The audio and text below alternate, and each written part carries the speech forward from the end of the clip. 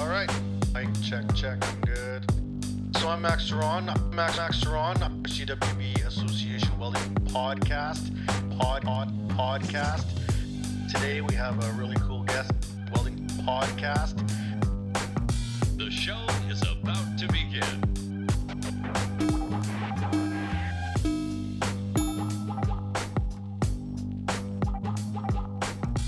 Hello and welcome to another edition of the CWB Association podcast. My name is Max Ceron and we're here again for another fantastic episode. And this time we're going to switch the tables a little bit and we're going with a student. We've been having a lot of kind of high-end career people, but I love bringing students on the show. So today I got Kaellie Shea coming to us from, I believe, Hamilton. Kaellie, how you doing? I'm doing great. It's a huge honor and very humbling to be here. It's like you said, there's usually a lot of professionals, so it's very honoring to be here as well. It's exciting. Well, you know, we try to cover the whole spectrum, right? And the weld industry starts with day one. We all had a day one, right? So, you know, I love having students on here. So thank you for coming. Thank you. All right. So Kaellie, let's start with where you are. You said you're in Hamilton. You were born and bred there? In the general area, yeah. I was born in Oakville, lived in Burlington, went to high school in Burlington. And then my parents came home one day and said, hey, we bought a house. So they moved us out to Hamilton, Stony Creek, but we continued to commute to Burlington. So everyone still has their connections to Burlington. That's not too far away. No, I still go to school in Burlington now. So we're always there. So let me tell you, as a person who lives out west, and in the west, we got a lot more space. Growing up, I'd hear about like Burlington and Hamilton and Toronto and Niagara and like Guelph, and I'd hear about all these Ontario places, and I imagined all the space. But now that I work out there, they're all like within like half an hour of each other. Like they're all like literally right around the corner.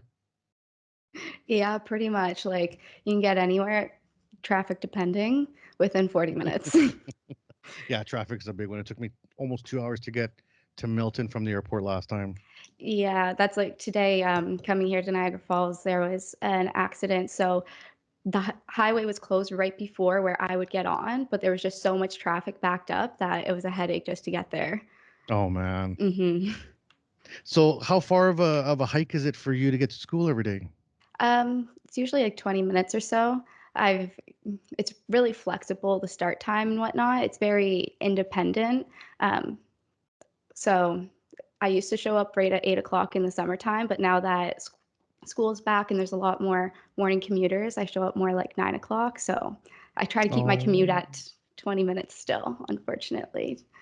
I would love to see, well, you're going to walk us through this program because I just had a little mini heart attack thinking about students walking in whenever they wanted to. Like that would drive me bonkers. Yeah. At first I had like that same, like, I could not, especially because I came from a college program where I was getting my bachelor's degree and I dropped out in August. So when you had class, you showed up, and when in one of my friend's classes, if you were late, you had to stand outside of the class and email your teacher a 200-worded email about why you were late. And then you could enter the class. So like being late was just not a thing. And you only had 5 classes a week. And same with us, we only have 4 days, so even less. So it was like, you show up. But then I was always there. In the first day, I was there before my teacher. I was parked there and I went into it's attached to an air liquid center. So I went into the air liquid center and I was like, where do I go? What's going on? Because it's around the back. So I was so confused. And they were like, yep, you're just going to keep waiting. He'll show up. So man. I was kind of like, it wasn't a rude awakening. It was pretty nice actually to realize that, hey, I don't need to be here 30 minutes early because I was having naps in my car. Well, and all the listeners are going to be losing their minds because, like, I mean, that's something that we're always like, if you're not 20 minutes early, you're late. Like, it's kind of different. And that's the way that I was raised as well. So like, it was crazy adjusting, but because I was that way starting off, it's good because I was able to get really far ahead. So now I'm kind of in a little bit of a rut. So with my lack of motivation doing open brew, it's kind of nice having that leniency and going in at 9. But I'm starting to get back on that grind and showing up at 8 a.m. because there's less people there. So the grinding table is open and available. So So you're working on your open route right now. So you're 60-10 on 3/8 plates. oh man, Um, are you guys doing like a land and bevel? Are you guys just doing so you're yeah, basically like this is like kind of the journey person test plate, exactly. and you're doing a two-sided bend like face root? When you say two-sided band, I'm not familiar with that. Okay, so you cut it in half. One half gets bent root, half gets bent face. Yep, yep. Yeah. So how's that going? I did it with MIG, and that was perfect. That was fine. But the 6010, for a while, I was using the wrong rods. And I was just using really skinny 7018 rods. And it was actually working out better than when I was using the 6010 rods. So my teacher told me I was using the wrong rods, and I had this like amazing epiphany. I was like, I'm going to come in on Monday. And I was already doing like already kind of well with the wrong rods. So with the right Mm-hmm. rods, it's going to be magic. I'm just going to get it. That was not the case at all. 60-10 is so different from 718. It's like trying to like wrangle a firecracker. That's exactly how I describe it. It's like explosive. It's like a Hmm. firecracker because it's just, oh yes. But I finally kind of getting my way. Like yesterday, I took pictures of my welds for the first time in a long time, which was nice. So progress, progress, not perfection. Well, you should be proud of getting good at the open root 7018 because that is a type of weld. It's used in the nuclear industry, which is an open root 7018 or 6018. Basically, they're not allowed to use an F3 class electrode for the root pass, so they have to use an F4. Which is a very, very tricky weld. So if you were getting good at that, hey, you might be onto something. You know what? I have another new motivation to go in with for Monday. All right, so let's back up before we start talking about the college Yeah. you're at and what's going on. Like you're as a female, you're always I guess wondering, the question from my end is like, when did this idea of becoming a welder start? So like as a little girl, were you around the trades? Your parents, are they tradespeople, or So kind of how did this seed my start? dad's an electrician, and so we weren't really like around the trades though. He worked out west a lot when we were kids, so we weren't really at his job. The only experience I have is decorating his toolbox with stickers when I was a little kid. So not really, it wasn't his influence, but more so my brother because he was on the route to university, and then I think around grade 11 he was like, I think he took he got into woodworking, but then through his co-op, he was like, electrical. It's something I'm interested in. So he changed high schools and went to a special program and got a scholarship. So after he graduated, he had automatic entry into the union. And from there, within his first year, he was already making more money than my mom was on paper. And then I wasn't really happy in my program after graduating. So my brother had been doing that for 2 years. I had gone into college right away, and I had always thought I was going to go into public relations because I enjoyed writing so much. And then I got there and I absolutely hated it. And I was just so miserable. And I was like, well, it's only the first year. So now that it's more general, like, well, less general and more specialized to my program, it'll get better. And it just got worse. And then COVID happened, and I still took summer courses over COVID. And then around August, I was like, I can't imagine doing online courses for the next 8 months, especially with how unhappy I already was. It feels like a death sentence. So I told my mom I was going to take a year off. And that was really, really hard to do because I had never really felt like I had, like, if I had it my way, I never would have went to college after graduating. I would have taken a year off to begin with. But everyone says that's a horrible thing to do. You never take a year off because then you never figure it out or you never go back. But I took a year off in August and I was working at a retail position, not really enjoying it, but I had another job lined up when that contract position was over. And one day I saw on Instagram this person welding, and it was Alicia. And social media was the one aspect from my program that I really enjoyed and that really intrigued me. And so seeing those two paths kind of align, it was really eye-opening and just something I had never ever considered in my wildest dreams. And when I was in college, when I lived with all of my roommates, I was kind of like the handyman of the house and fixing things. And so it wasn't like an impossible thing for me to imagine myself doing. And now that I could see my passion or my interest, as well as with something that I know I'm generally good at and that just comes naturally, I was like, okay. And I knew someone on my Facebook who is a welder as well. So I messaged them and asked how they got into it. And they told me, gave me the school's name. So I called them when I was on my way into my call center job. And they were like, yeah, well, we're actually starting a new term of students and you can start in 2 weeks. So I was like, that's like this entire school process has been different than anything I've ever known, because when I was signing up for college, it was a year process. Like you started looking in November of grade 12, so you could go the next year. So 2 weeks, I was like, okay.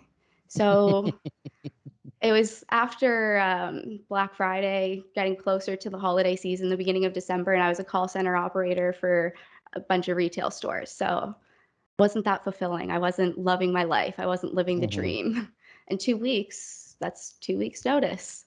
So I was literally driving into work, taking a little detour while I was on the phone so I could finish this phone call. And then I went in and wrote out my 2 weeks notice that like an opportunity to go to school had come up, and that is something that I'm more passionate about pursuing, that this isn't my life.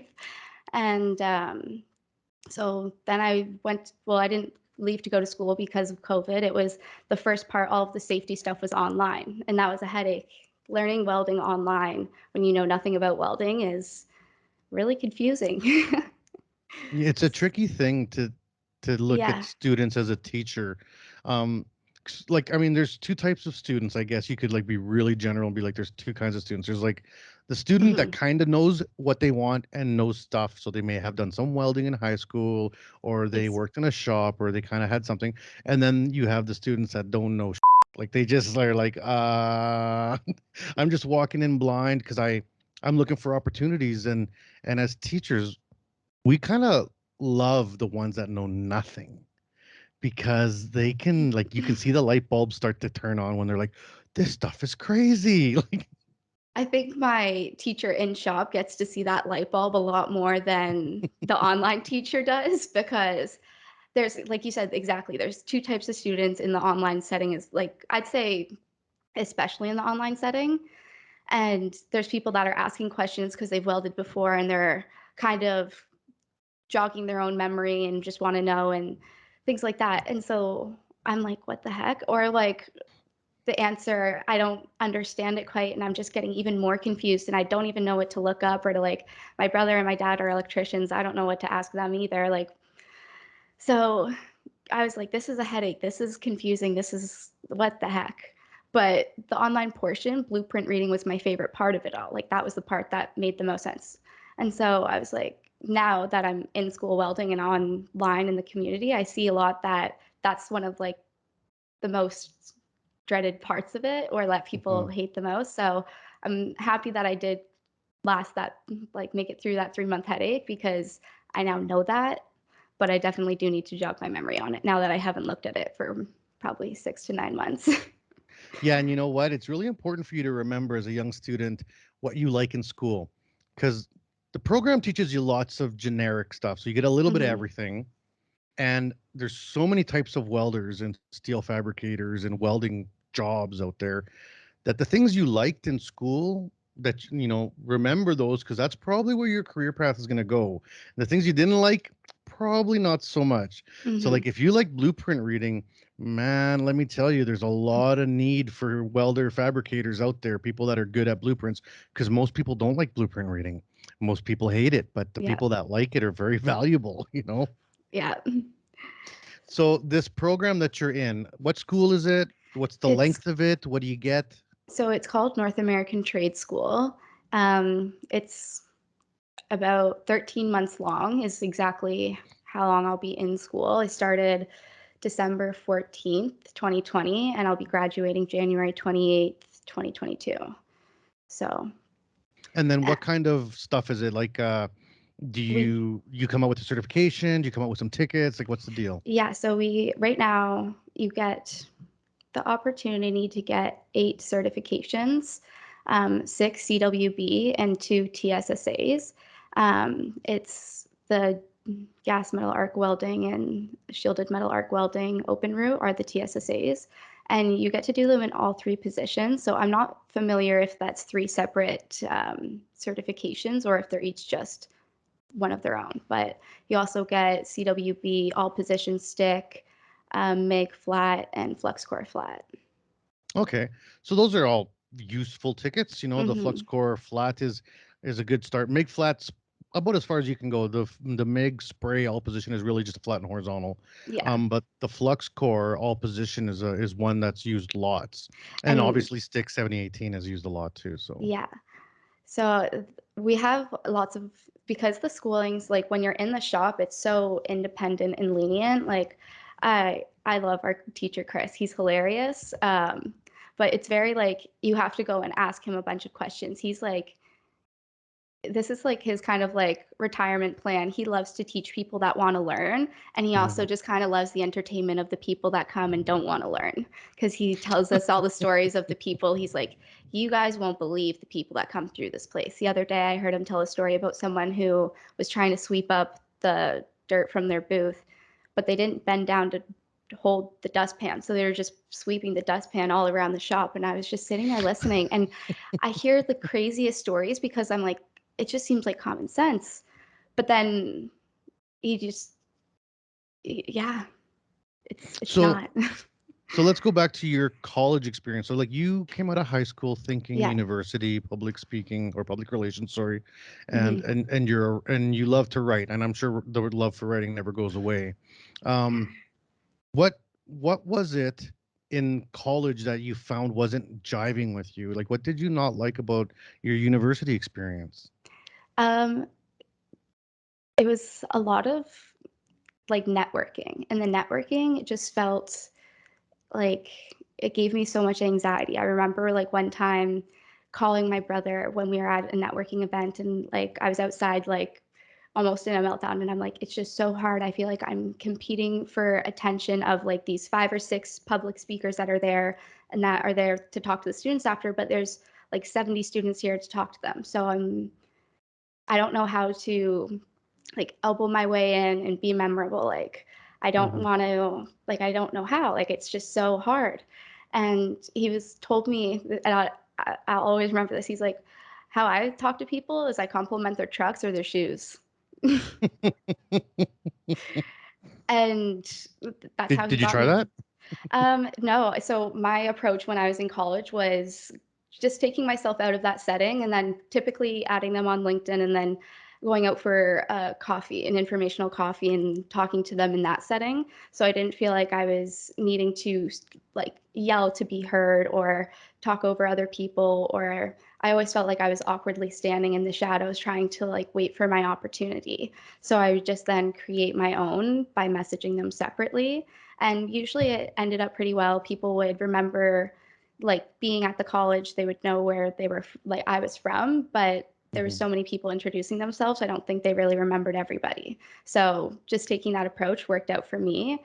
But the other day I was thinking about like when I'm joining the work field now, how it's an entirely different atmosphere. Like, how do I feel like I'm going to be memorable? And I think honestly, just walking into any room and being 5'1" in my Crocs, carrying my work boots, because I call them ankle weights, people already just kind of like turn their heads and look at me.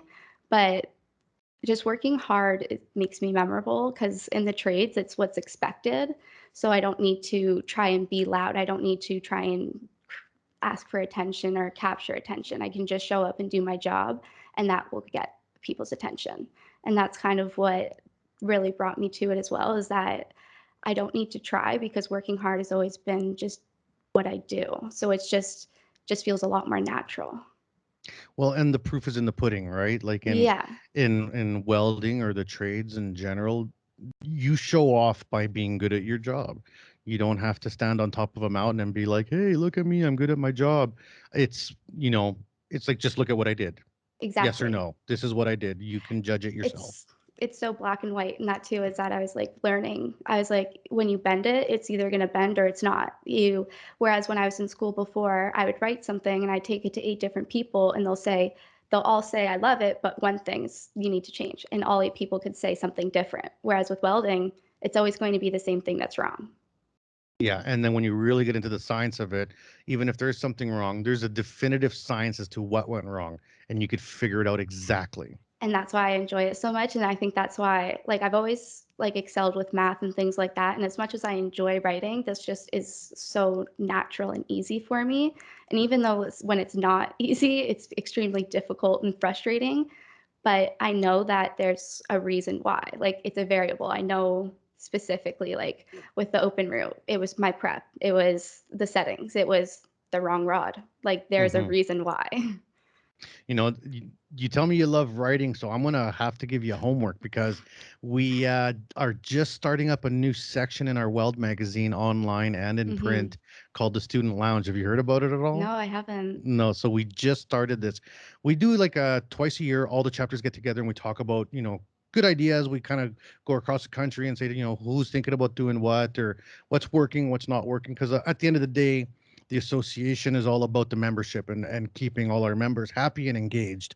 And so Sove, who's the Conestoga College chapter chair, she was like, well, we have so many cool students here. Some of them like to write. They do like these research papers and they just write editorials.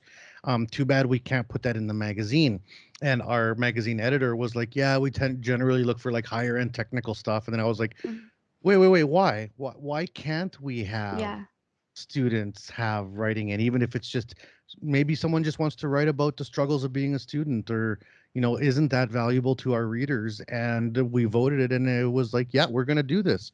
So starting, I think, in the next edition for let's see, we're in the next one would be fall. We're going to have what's called a student lounge, and we're going to start advertising in the next month or so submissions from students. It can be anything. It can be just editorial, like just about your life, or you could be a technical paper about what you're working on. If you're in college, like for a weld tech or weld engineering, it could be something about your projects, anything. So I'm gonna be looking at you. Hopefully you can submit something for me. I bet you could write something cool about Yeah. what's going on. I think I could. So now you get into the college, and you kind of fall into this. Um, let's go back to like your first day of school. You're 5'1", you said, which I have Mhm. a sister who's 5'1", Mhm. and when she tells me she's 5'1", she's lying. She's probably under 5 feet. So I don't know if you're in that same boat, but I'm taller than my mom, so okay. So you're 5'1", you're a female, you're coming into school. Did you find that was in any way a detriment? Did you have any problems with being a girl entering the trades? Is there any obstacles that you faced? not at all, at least not so far. There was 2 girls in our class at that time. Well, I say in my class, but more so in the shop, because there's, at the time, like, 4 different classes that are in the shop, and they typically range from 1 to 3 people a class. So I'm the only one of my class. And this one girl's name is Hope. She was so welcoming. She was like helping me out constantly. Like she was checking on me on my first day more than the teachers were. And the teachers were busy with CWB testings, but it was just very reassuring and nice because anytime it wasn't clicking immediately. And within the first 3 days, it was clicking. And I don't think it would have happened that quick if it wasn't for her help. And then there's another girl who is about to finish the program, actually, Ashley. And anytime her brother is a welder as well. So she has another kind of insider tip.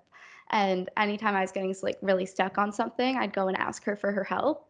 And within a day, I would be past it. So they've definitely made it a lot easier, more approachable, and just easier to excel. So would you, and this is completely just a Hmm. question, would you prefer help from a female, like, or from a guy, or it doesn't matter? Did you It notice doesn't any matter. difference there? No. I think because there's so few girls in the shop, they Hope especially, she was just like so excited as well to see like more girls there. And she, like I said, was like checking on me more than the teachers were. Mhm. Ashley was definitely like more in her own zone doing her thing, but if I ever asked for her like assistance, she was more than willing.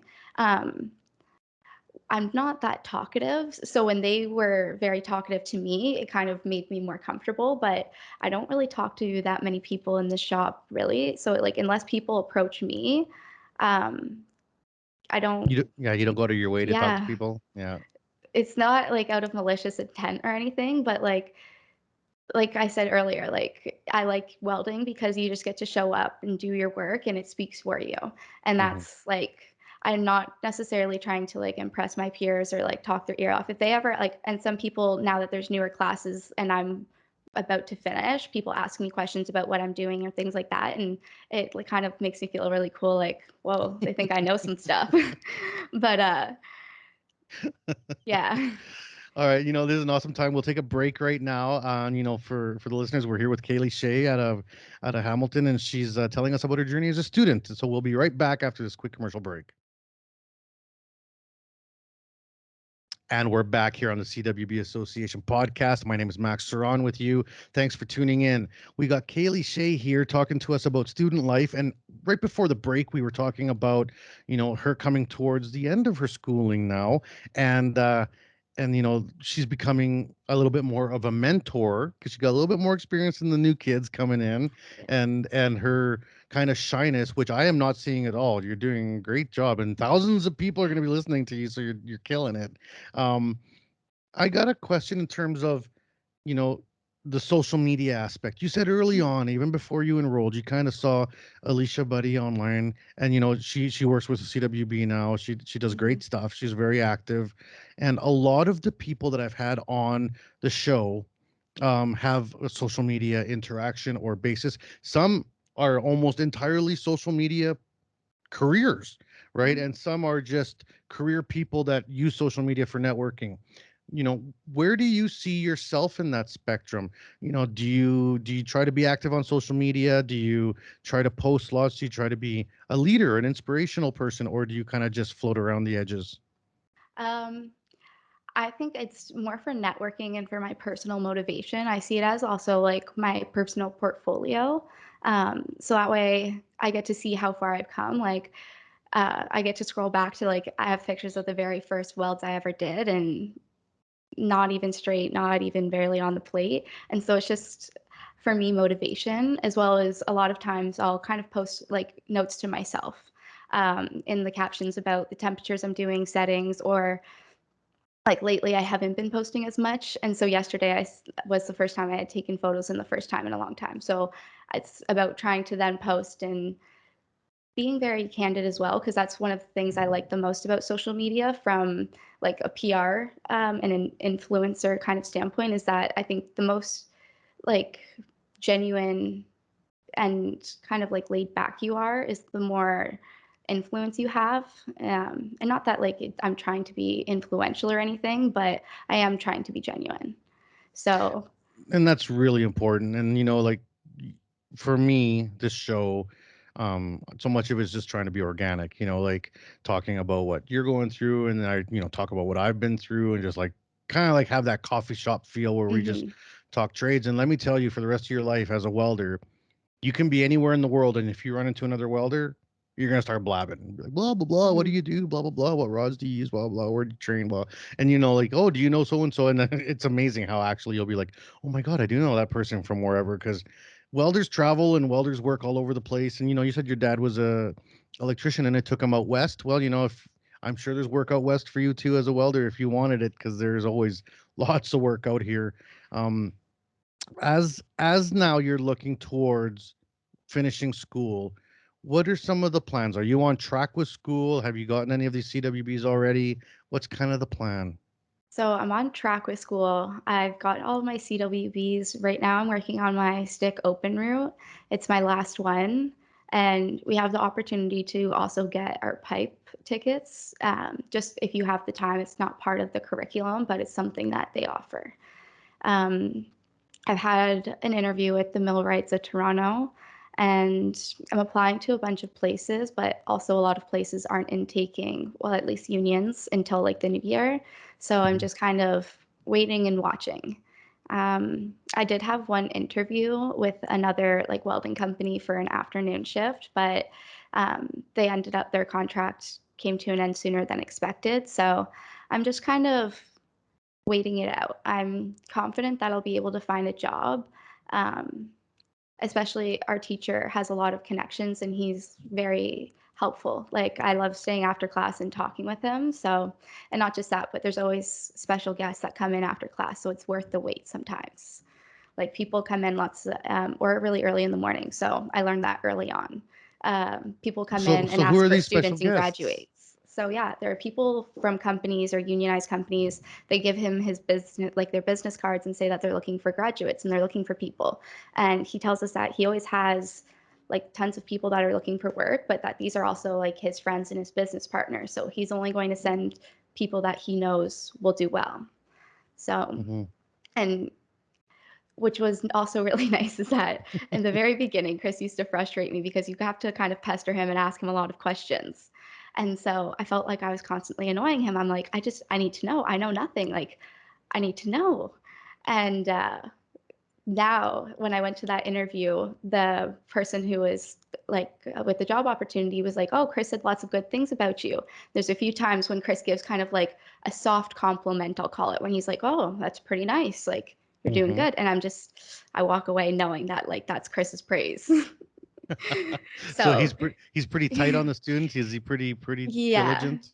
So, I know that I'm on Chris's good side and that he'll definitely give me a good reference and help me out as well with the school since I'm on track. They have, I just learned this the other day by staying late, is that I guess I'll call them affiliate companies that they work with, and Yes, anybody that's sponsor like, work with, yeah. yeah. And so that when people have fully finished the program, but the thing is that some people don't necessarily always finish the program. They get most of their tickets, but they need all of them. So it's the two TSSAs that people get stuck on, like I've been stuck on. Um, but if they don't get those two, then they can't necessarily send them off to those companies. So that's where like the hiccup is. And so with getting that ball back on and back moving, I'm hoping, not hoping, I will um, be able to bank on that as well. So there's lots of opportunities. I'm not worried, and it's still a few months away, but it's exciting. A little bit daunting, but exciting. Yeah, daunting, but exciting because with unions, it's not something I've ever, and my brother, he got like a scholarship and automatic entry. It's not something that I have experience with and that he's really has that much experience with either. So it's, and I'm trying to also survey all of my options. When I was in college and working for the summer, I would always just apply to like 20 places a night. And the first place that got back to me, that was my boss. That was Hmm. my summer job. And so now that I'm looking at a career, I want to actually like take my time and see all of my options, not just, I'm not in a rush because I know that it will all work out, that this is what I'm going to do for the rest of my life and that I don't need to be in a rush. Well, and there's so many different options out there. Like myself, I never really went the union route. I always just worked privately. Hmm. I did do a little bit of union work, but not, I was never a paying member. I would just kind of work with the unions, like as Yeah. a permit here and there. Um, but like, I mean, the CWB right now, we got a project coming up with the Boilermakers, and they're looking to hire a ton of people. So it's called the UTIP program. And like, I mean, it's amazing how many welders the Boilermakers need and the pipe fitters. And I was talking to the iron workers, they need a ton of people too. So it looks like the unions are going to be a really good place to start out for young welders. And like, I think that that's a great career path because then they kind of take care of your schooling after that too. They help you go through it. They help you get your red seal and kind of see you to the end of your path and take care of you. I didn't have that as a non-unionized worker coming up. I kind of had to take care of myself. I had to register myself, Hmm. challenge the test. It was a little bit different, but you know, are you hoping to get a union job? Is that kind of where you're looking at? I think so because I see how it's worked out for my brother. And like within 1 year, he was working with Tabasco and Hamilton. And every like 1,800 hours he worked, he would get a raise. And like it was amazing for him.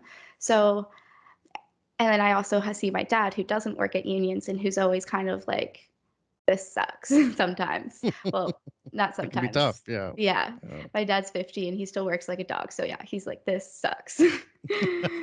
um, so I think the union route is definitely where I want to go because I at least see someone who has positive experience with it.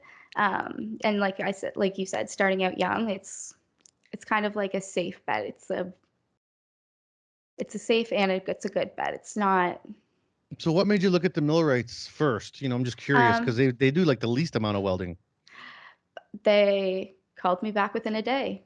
Oh, opportunity knocks, right? Exactly. And all of these other, like all those three unions that you mentioned, they're all waiting for intake. And so Mm. I'm just waiting on the edge of my seat, like until that opens up and I can send it all over. But I've looked a lot at the Boilermakers because my brother worked with the Boilermakers at Fasco. And that's kind of why I also chose welding because he was like, you'd be a great welder because you'd be able to get into all of these spots that these big guys aren't able to.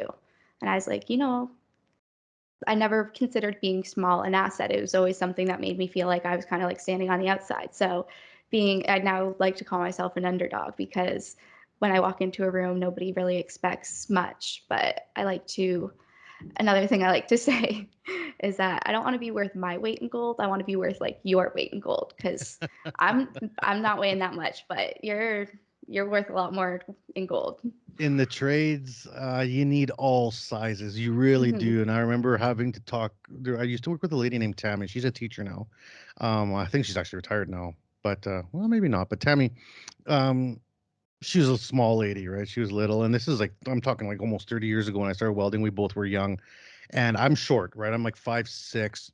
I'm big now, just over the years of working and Hmm. eating and life, but I was a lot smaller back then, and so we were kind of. She was like 5 feet tall, and I was like 5'6", and I remember she was like discouraged once because she was like, "This is so discouraging to be a welder."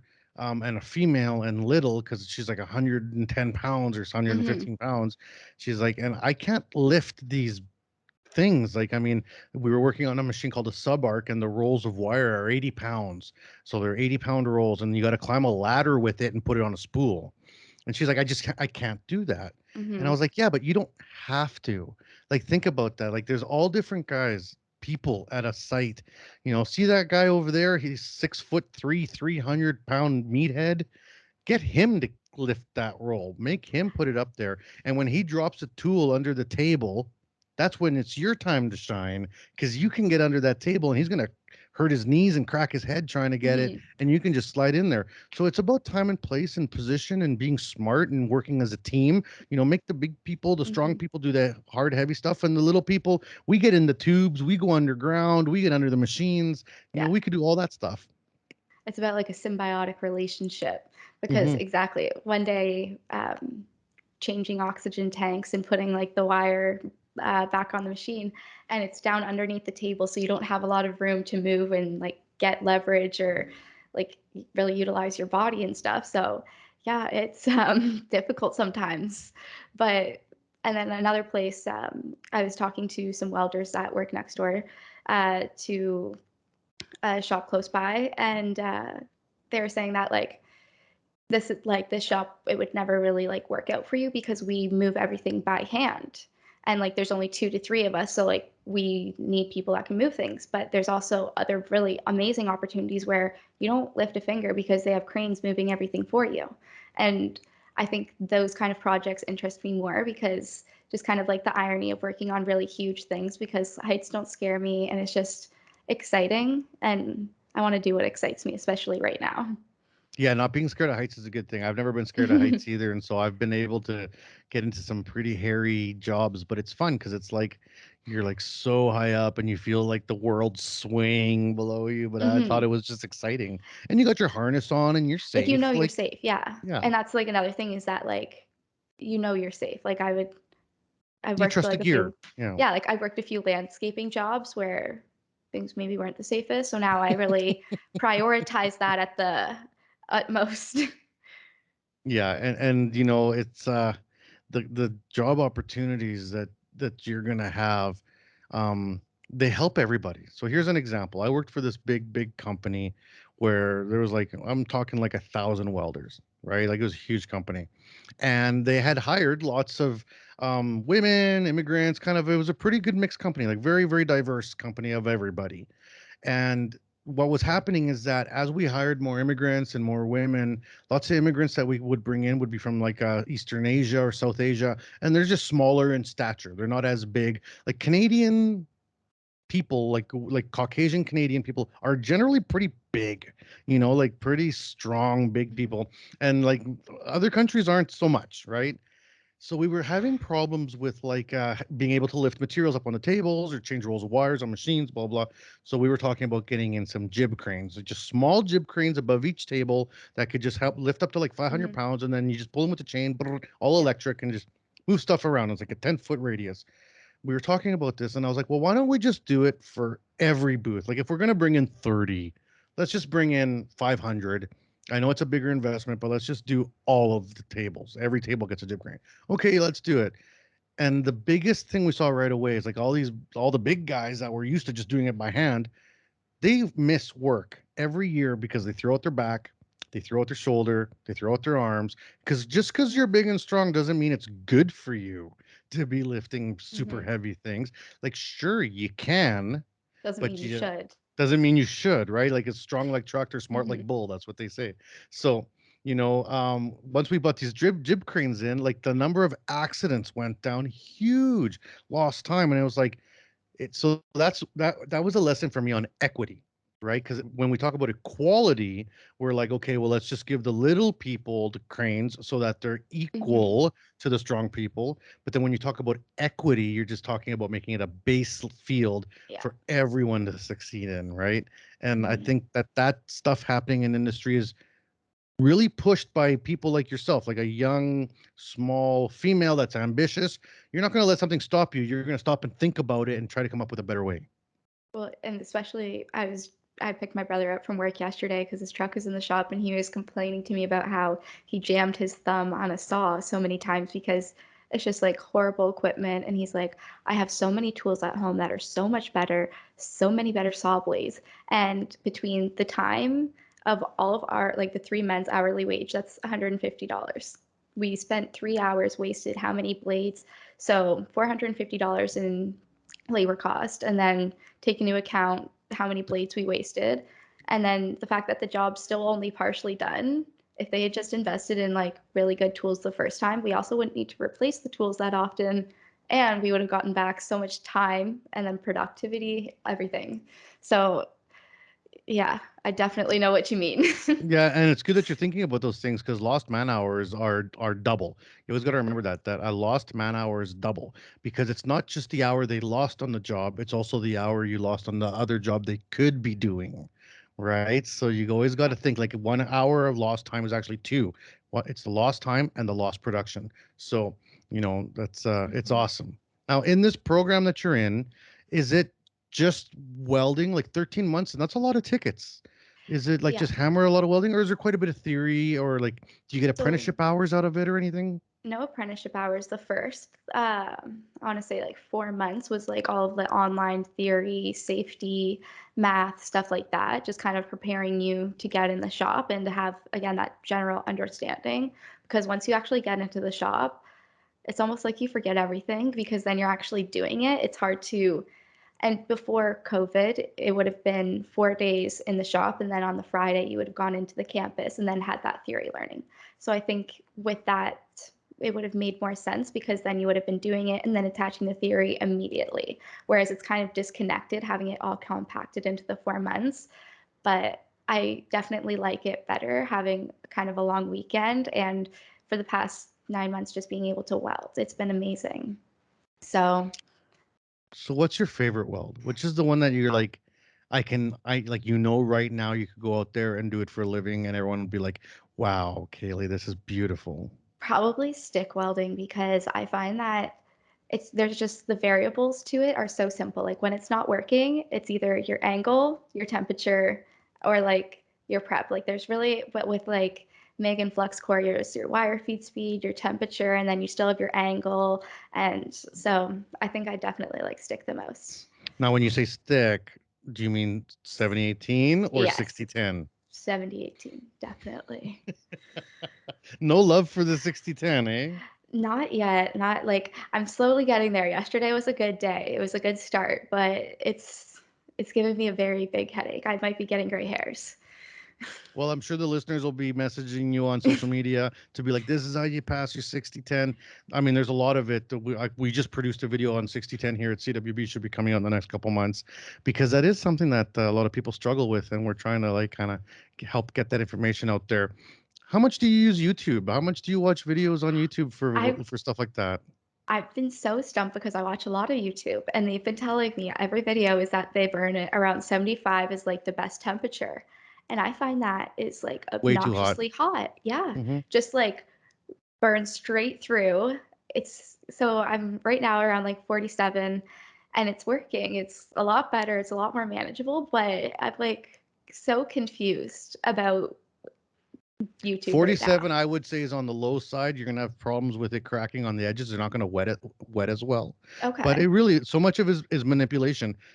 I would say low 60s would probably be where I would teach people to do it on like a 332 land and a 332 gap with a 60-10, and I usually use either a 5P plus or the Hobart, and yeah, and keep that arc tight.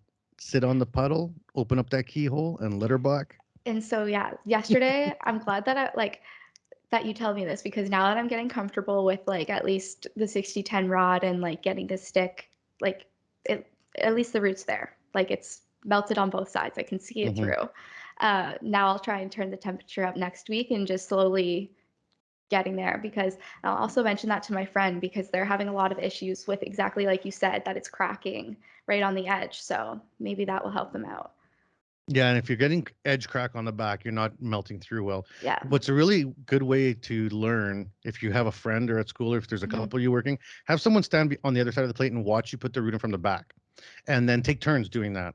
Because Okay. then you'll actually get to, like, when you're on the front end of it, you're kind of paying so much attention to the keyhole and your angle and your rod, but you're not really visualizing what it looks like on the back, right? So if you actually watch someone else put a root in from the back, you'll see the mistake they're making immediately, because you'll be like, oh, that didn't melt in. Oh, that missed that edge. You'll see it happen. You'll be like, oh, that's going to crack. You'll see it right away. Whereas you don't see that from the front. And then you take turns, the other person goes in the back, and then you have that in your mind. You're like, oh, okay, so that's why I gotta sit there longer, or that's why I gotta maybe jump ahead further. If you're doing a keyhole. So, I mean, some people like to do the drag. I I don't like to teach dragging in a route. If you can figure out how to do it, lots of pipeline guys use dragging in the Mhm. 6010. You'll see it online lots. More power to you for sure, but that's a skill in itself. When you're first learning, I find it better to teach the keyhole method, where you open up the keyhole and you drag it in like that. You're stepping it Mhm. in. Um, so I mean, that's something that I had my students do all the time is, watch. And I like, even if I was doing a demo, I'm like, don't watch from here, go around back. I'd set up a table in the middle, like watch my root go in from the back, and then they'd see it melt the edges and see that keyhole come in and melt, and they're like, oh, okay. That makes so much sense too, because a lot of the time, like, or at least with Meg, there's not as much spatter, so I feel like I can still see through, and I can see that it's at least going all the way through. Like I know I'm kind of on the right Hmm. track, but it's just so chaotic with 60-10 that I cannot think about anything. I can barely like remember to breathe. Yeah, and you're like, go, go, go, and then you're like, oh, I better slow down, and make a giant hole. You're like, oh, there we go. Yeah, or I'm like tapping in and out for it to spark. Like it's so finicky. Like it's not like anything I've ever used. And like you said, the dragging method, I'm like, I never in a million years would ever think to do that with stick because of slag. Like you're going like touch and go. Hmm. Like that's like no, like don't do that. Like big no no. And so like it's just like breaking my brain getting used to this. It's like unlearning everything. And are you guys learning it on flat, like on flat or on Horizontal. horizontal? See, actually, I don't find the horizontal any harder. Um, and I find vertical almost the easiest, because then gravity kind of sits it in place, right? And see, I always found vertical and overhead to be easier than horizontal. Like, I don't know what it is, but what's supposed to be really hard, I find always like easier. And then what's supposed to be easy, I spend weeks on. A funny thing with horizontal too is that people with 6010 with the horizontal, like, how you have your rod aimed a little bit up, just like five Yeah. degrees, and you're coming back. People will always try to push the rod up because they get undercut on the top edge, right? They always get that Hmm. undercut on the back on the top edge. So what they'll try to do is they'll push the metal up, but what that actually does is make it worse because then you're actually eating the material out when you go up because it's going to pull from there. Yeah. You got to make sure you stay in the middle, and if you want more reinforcement on the back, you got to step back onto your puddle more. So come back on top, and that kind of pushes it in, and then you get that kind Hmm. of motion going, and you got to hear it coming out the back. You got to hear that the Yeah. madness coming out the back. But I'm sure you're figuring it out. I'm sure you'll do fine. The chaos. The chaos of 60-10.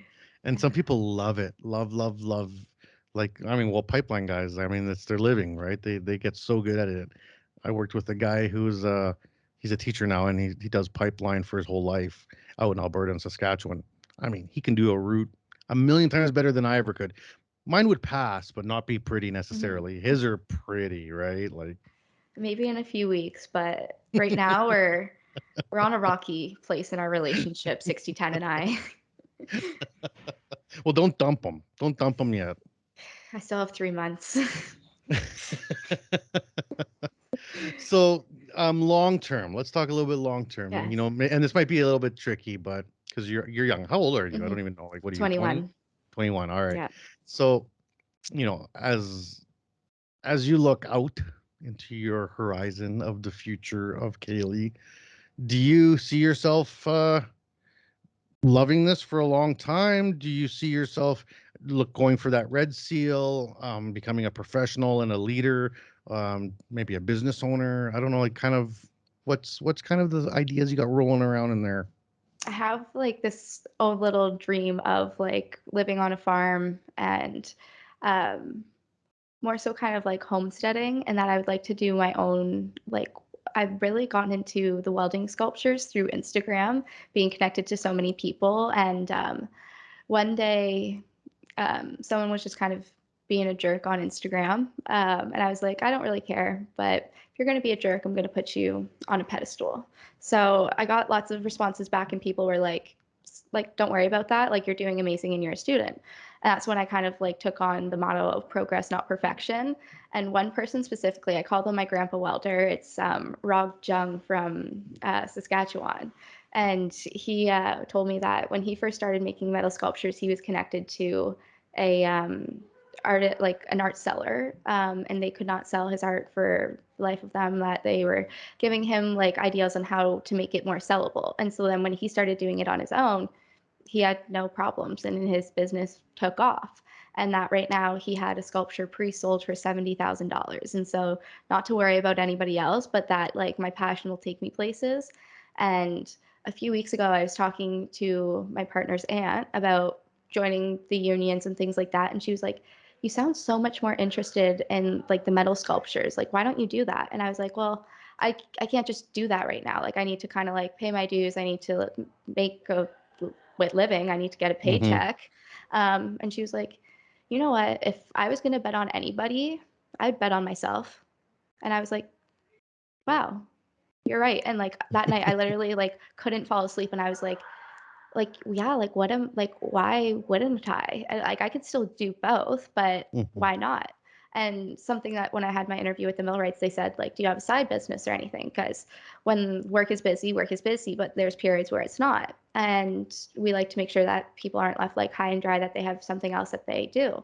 So I was like, yeah, well, like metal sculptures is something I'm really interested in. And my boyfriend's very creative. He's in advertising. And so he has a lot of awesome ideas. And I'm a really great executor. So I think that we have the potential to make a really great team. And so that's something that I'm hoping within the next 5 years I can start, but I need to start making a paycheck first. Yeah, the living's But first and hustle's second. yeah, but that's definitely something I'm very, very interested in because, yeah, if I was going to bet on anybody, it should be myself. So I think that's kind of roped into the dream of having a farm and being able to have that kind of freedom to have my own shop detached from the house and make those sculptures and like build my Instagram up along the way and things like Yeah. that and get connected to more people and things like that. Well, that's awesome, and it's a beautiful Hmm. dream. It's a beautiful dream, and I'm sure you'll get it all. Like, I mean, really, there's Yeah. nothing stopping you, right? Like I know that it's not going to happen overnight, but I think it will. Yeah, and it's not an unreasonable dream. It's not that you're like, I want to weld on Mars. Like, it's not like, Yeah, no, like I just need to make a living first, get set Mhm. up, probably a house. That would probably be That'd be beneficial. nice. A Yeah. roof over your head, you know. I'm sure my Kind of a mom would good step. appreciate that at some point. All right. Well, we're at the end of the interview here. So, you know the question I'm going to ask you. Um, let's put someone in your same situation, as let's say you're in university, there's listeners out there, you're a person in university, you're not digging university. I went to Mhm. university, I ended up being a welder. Like, I get it. You know, what kind of advice would you say to them about maybe the trades in general, as opposed to the university, if they're thinking about making a switch or looking at the trades? Um, the trades just gave me so much confidence when that was something that was like my mission to work on in university. Just confidence in myself, and it made me comfortable and excited for life. Like I was never excited to like wake up and go to class. I was never like dying to learn about social media, but I'm so excited to get into the shop every day and to like learn something new and try to get over that, and like it's just amazing how rewarding it is and how like instantly rewarding it is. At the end of every day, I get to see what I did, what I was doing yesterday, and that like I'm better today than I was yesterday. Like it's Awesome. that instant gratification. Yeah, the I just did this just right Hmm. now thing. Yeah. Well, that's super exciting, and I'm super happy that you had took the time to be on the show today. Oh, Is there thank any you. shout outs you want to send out to anybody? Um, Definitely my grandpa welder in Saskatchewan, Rob Jung's metal art. He's always like supporting me and encouraging me. And like I said, I call him my grandpa welder because like I know I can always go to him and that he's always like encouraging and supportive. And like it's just made it so much more exciting, this community that I found online. Cool. Well, I hope I can get you wrangled into the association out in the Hamilton area. I know I'll be double checking with them and make sure that you guys get contacted together, and make sure that you are connected. Conestoga is not that far from you. Kitchener is not Hmm. that far from you, and I know that those chapters are very, very active. So there is lots of communities, and we are always looking for awesome blood. And for the listeners, everyone can join for free. CWB Association. It's all online. Just go CWBAssociation.org, and awesome. Thank you. Thank you. All right. And for all the listeners, please keep tuning in and keep downloading and sharing and liking. We got lots of stuff coming up. We got French Weld Industry Day coming for the first time out of Quebec. That'll be December the 1st. And then we also are looking at 2022 already with events coming up and new programs rolling out. There's going to be an online portal coming out. We have a new video content that'll be releasing on YouTube within the next couple months. So make sure you stay tuned to really killer stuff. And again, that student lounge added onto the Weld magazine, digital and print, which we're hopefully going to get Kaellie to write into. So, you guys take care. And until the next episode, we'll see you again. We hope you enjoyed the show.